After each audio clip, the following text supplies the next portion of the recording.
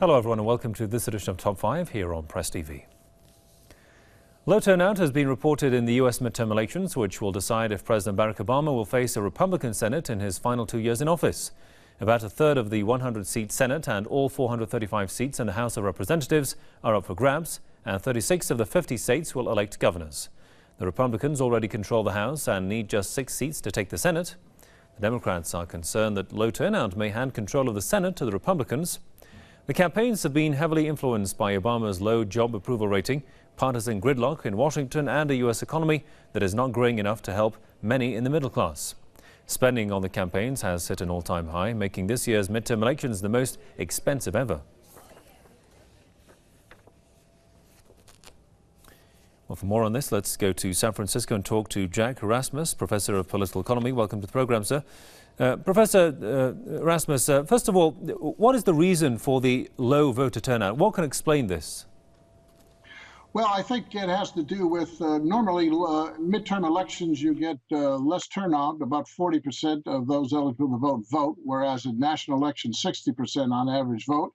But I think we may see even a lower turnout because key constituencies, voter constituencies that had supported Democrats and Obama in 2012 may not vote to the same degree that they voted 2 years ago. These are primarily Hispanic Latino voters, youth and students, and union voters in certain parts of the country.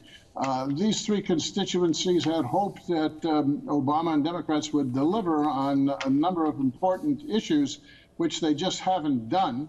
And for example, Hispanic Latino voters, we've had almost 500,000 who have been deported just last year, Hispanic immigrants from the U.S., over 2 million deportations under Obama, the most of any president in history.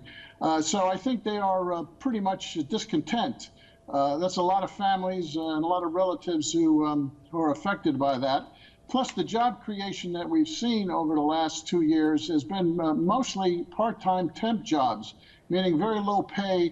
There's a problem with wage growth, no wage growth in the U.S., and the job growth has been very poor job growth in terms of the quality of jobs.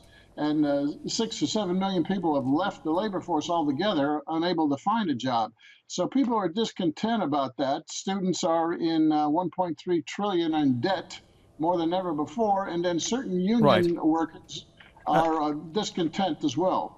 And Professor, briefly, I mean, we know that the Republicans control the House. I mean, if they take control of the Senate, what political ramifications would this have on America's foreign policy, despite the president being a Democrat? Oh, I think you will find a new aggressiveness in Congress, which has already been aggressively pro-military.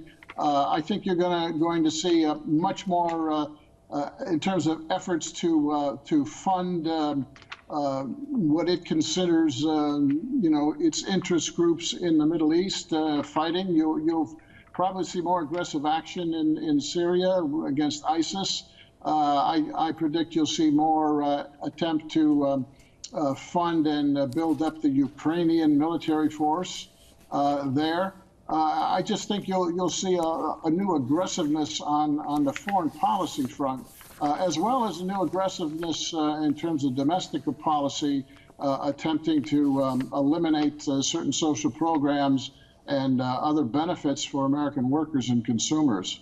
All right, we'll do that for the time being. Obama's going to have to really deal with that, and we'll see whether he vetoes or whether he goes along with it. All right, we'll see what happens. Many thanks to Professor Jack Rasmus from San Francisco. Thanks for your time there, sir.